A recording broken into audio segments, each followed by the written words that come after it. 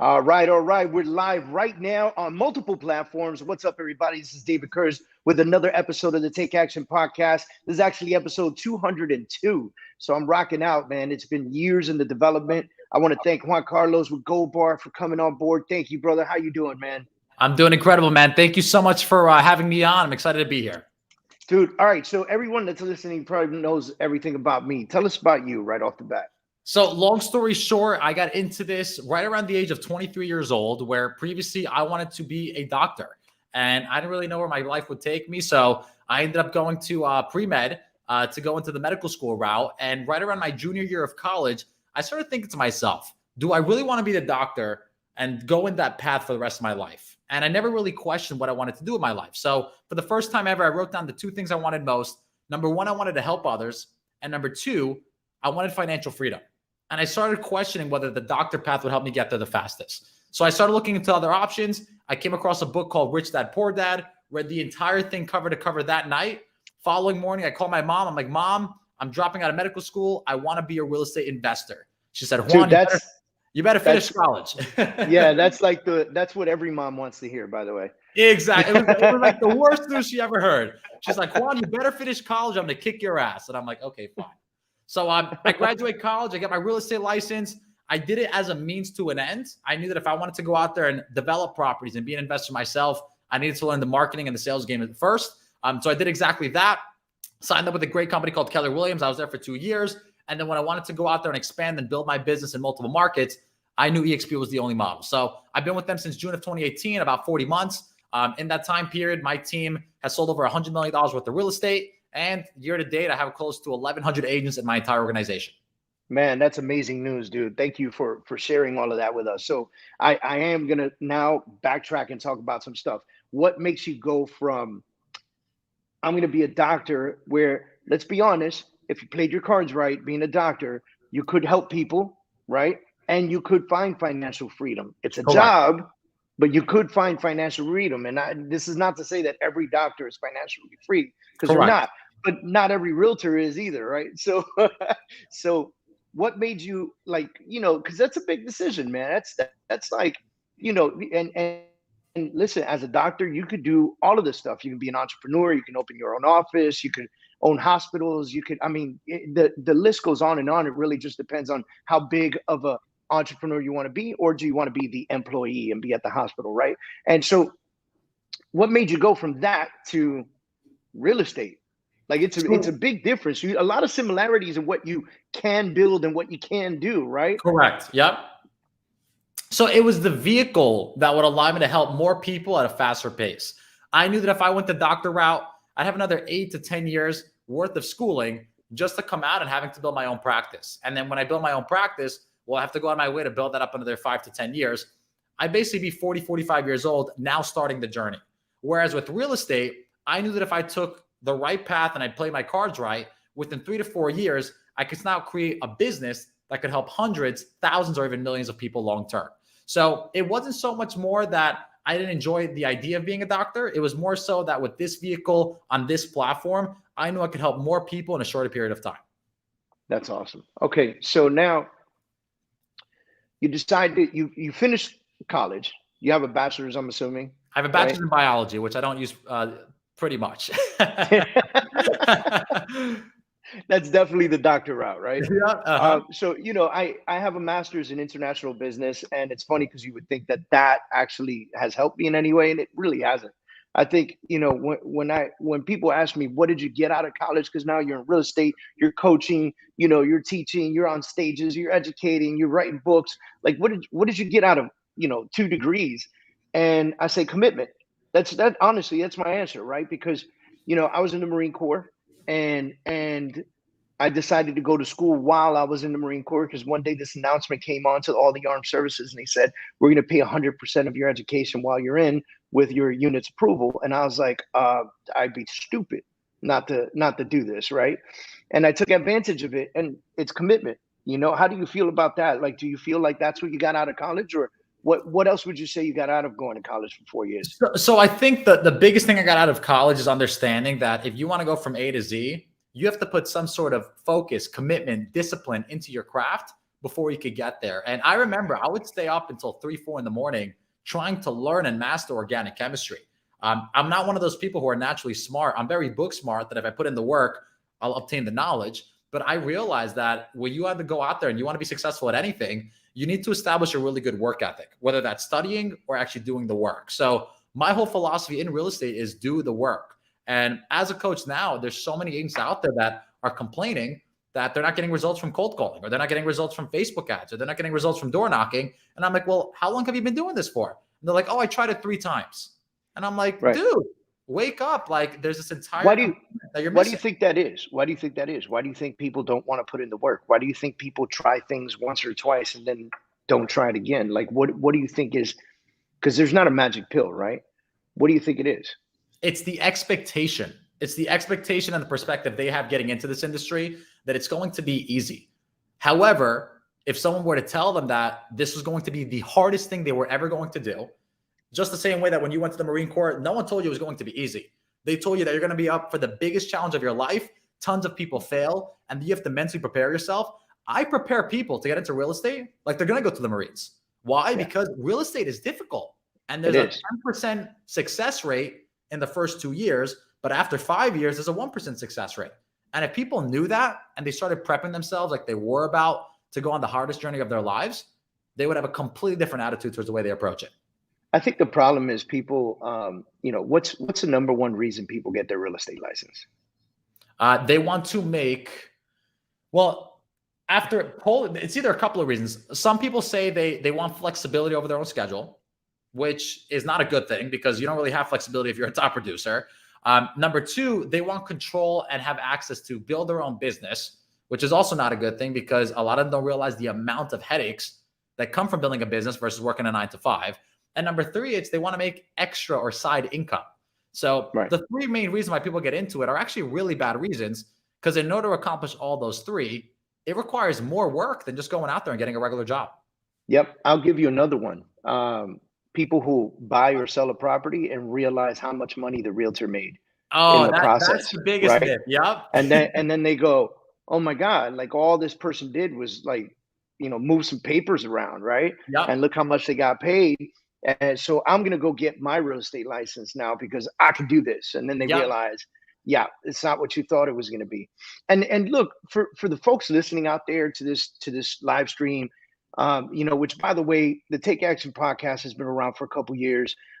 We stream live on Facebook. We stream live on YouTube. We stream live in some of my private groups as well.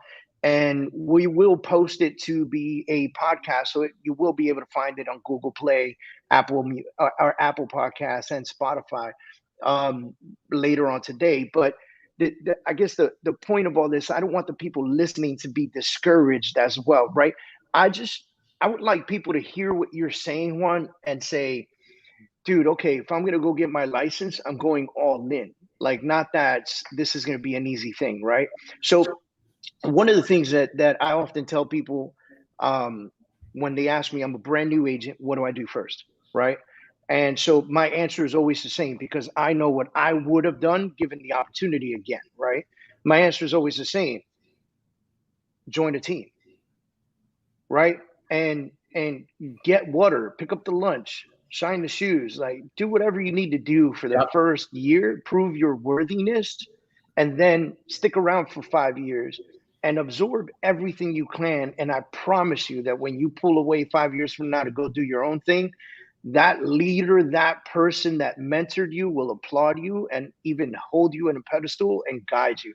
And I think that's huge because, people don't realize what importance that is, what importance it is to be mentored, right? When you become a doctor, right? Let's go back to the doctor route. Yeah. I finished med school. What's the first thing I go do? First thing you finish med school, you have to go to residency now. Right. How much do I get paid at residency? You get paid $30,000 a year. Shit. Right? Now I'm an official doctor getting paid fucking shit. Like the custodian of the hospital is getting paid what I'm being paid as a resident. Right. And I'm putting in more hours than anybody else. Right. But what am I doing during this period of residency? You're getting experience. You're learning wisdom from people that have already done it before you. Yeah, it's huge. You're getting that mentorship. right? And I think the art of mentorship has been lost. I think the art of looking up to someone and giving them the authority that they have developed and built and deserve, and saying, I'd like to learn from you. Like everything you have, just pour it into me, and I promise you, I'll work my ass off for it. Very few people are willing to do that. And it's so simple. All you have to do is find someone that is where you want to get to and ask them for their help on how to get there. They have the blueprint. They've gone through the challenges, but a lot of our ego gets in the way. I was one of those agents. Year one, I went out there and I tried to figure it out by myself. And trust me, I put in the work. I worked 80 hours a week. I did the first sub-buy owners, the expires, the cold call. I did it all. I sold one house. My second year, I made $250,000. What was the difference? I hired a coach. So Yeah. I tell everyone, if I was starting over from day one, I join a team. I learn from someone else for free and get paid for doing it. And then when you're ready, you go and start your own team. But sometimes we have to leave the ego at the door and realize we're getting into something that we may not be the best at, and we can learn from others. It's pretty awesome. So tell me about Goldbar. What made you create? So I checked out your Instagram. I do all that stuff, and I noticed that you spend a good amount of significant time promoting and exploiting luxury real estate, right? And I'm sure that you didn't get your license become like start selling $5 million properties. You just said it right now. I sold one, right? What made you go that direction? Who advised you in that? And what do you tell agents that are looking right now that they want to go the luxury route? So my mentor always told me that if you want to separate yourself from other agents, you need to build a brand. And my brand to me was my name. And I realized, well, if I'm promoting my name, no one's going to want to buy into that, because the only person that cares about my name is myself. So how to create a concept, how to create a model where other people can buy into my vision for helping others. And I realized at the time that Juan Baronecci wanted to set a goal to help others become financially free using real estate. So that was my vision. But I realized along the way, a lot of other people buy into that vision as well. There's nothing better than helping others accomplish financial freedom. So I started getting creative, and I thought to myself, well, what can I call this thing? And I realized that gold was always seen as a symbol for wealth. Whether you're in Egypt, China, Dubai, Europe, United States, Colombia, Brazil, if you mention the word gold, it symbolizes wealth. Bar is the three first letters of my last name. And what I wanted to do was bring wealth to people in real estate. So that's how I came up with Goldbar. That's the concept behind the name. Because everyone's like, oh, it's so catchy. It's so cool. What does it mean? So now that I had the name, now that I had the logo, now that I had the brand, I had to find the right partners to help promote it. And I reached out to people that were in my network that would say, hey, I'm building something powerful. I'd love for you to be my partner. And that's how I met my partner, Abel.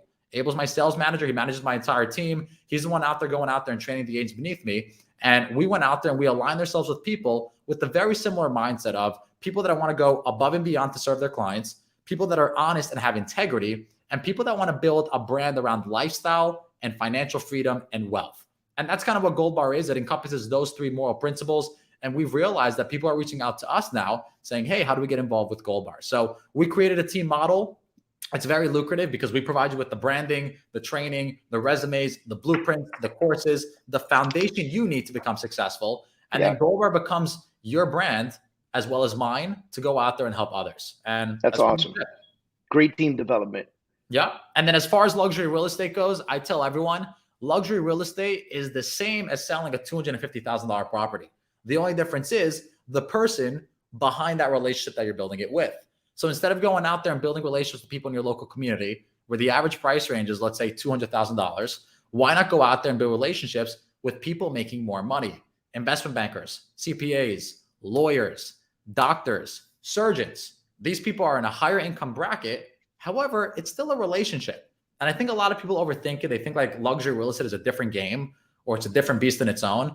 But in reality, it's residential real estate with people with a higher net worth. So find out where these people are gathering. And I'll piggyback on that because I think that I also don't want the agents that are accustomed at stumbling onto a deal and kind of stumbling their way through it. That's not going to work on the luxury market. Of course. You need to know your stuff. You need to be a professional. You need to present yourself as a professional, and you need to present yourself as knowledgeable in what you're doing. Got to know the area, got to know the house, got to know the appliances. It's a very different thing, you know?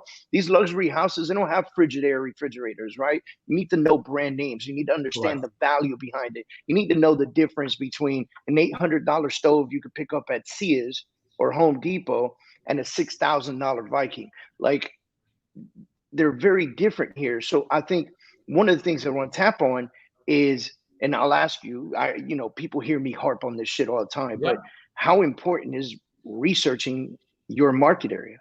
Well, I wouldn't just say it's important to luxury real estate. I'd say it's important to residential. The reason we do so well in a residential market alone is because most agents are just door openers. They are literally getting their license, and the first thing they do is they go out, they get a couple of clients, and they start showing houses. They don't know anything about the neighborhood. They don't know what an absorption rate is. They don't know what a cap rate is. They don't know what NOI stands for. They don't know what return on investment stands for. And they're going out there and pitching these people saying, hey, this is a great opportunity to buy in this neighborhood. Okay, well, tell me why. So people need to look up demographics. They need to look up average price range, median incomes. What's the migration patterns happening to get into this neighborhood? And that's the standard. On the luxury side, they just have a higher standard. They want to know all of these things. Plus, they want to know who are the investors and the companies investing in these neighborhoods. What are the appliances like, and what are the finishes when it comes to the new development and these condo developments? So like, it's just about increasing the standards when it comes to you being an expert and understanding what the clients are looking for. And I think we should normalize that, where instead of agents going out there and just trying to sell real estate, I get it, we all have to make a paycheck. Why not get the education and the training to actually learn your market? Right. That's huge, man. All right. So let me put this on you real quick, because I like to keep my podcast down to about 20 minutes, and I can't let you go without asking you some of the following questions. Okay. So first question is, what would you say was your biggest hiccup in the growth of what you've developed from the time that you got your real estate license to current? What was your biggest hiccup, and how did you get past it? It was perspective. It was understanding that no matter what I do, no matter how great I become, no matter how much I learn, I will always be faced with challenges that I cannot control. And instead of looking at it from the perspective of, well, I have a fear of failure and I'm trying to avoid failure, I actually started encouraging it. So much so that I actually get more excited now when we have a failure or a challenge, rather than if things work out right. So I started training my mind that if things work out right, I get surprised. I'm like, you're telling me nothing went wrong? You're telling me we didn't lose $10,000 over here? You're telling me the deal didn't fall through? I actually get happily surprised. Whereas if a challenge does appear, I'm expecting it.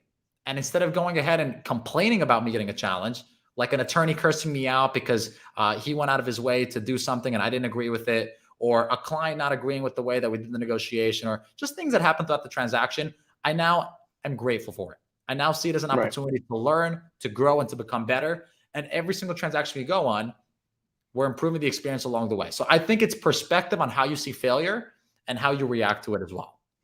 I truly believe that every transaction has its own heartbeat and soul. And it gives us an opportunity, just like every human being on this planet has a heartbeat and a soul. You can learn something different, something new from every human being that you reach out to in this world. And I think the same thing applies when it comes to a real estate deal. It has its own heartbeat, its own soul, and you're going to learn something new across the path of this deal, and people ask me, okay, but what do you mean? And I tap in and I say, realize this. There are about 4 to 8 people involved in a transaction, right? Give or take, sometimes up to 10 people involved in a transaction. And all those people were not involved in the last transaction. And all those people have a different temperament. They have a different personality. They have a different expectation. They have a different requirement of you, and all of those things. And if you're not fluid, you're going to fail in this, right? If you're not fluid, you're going to flunk it out.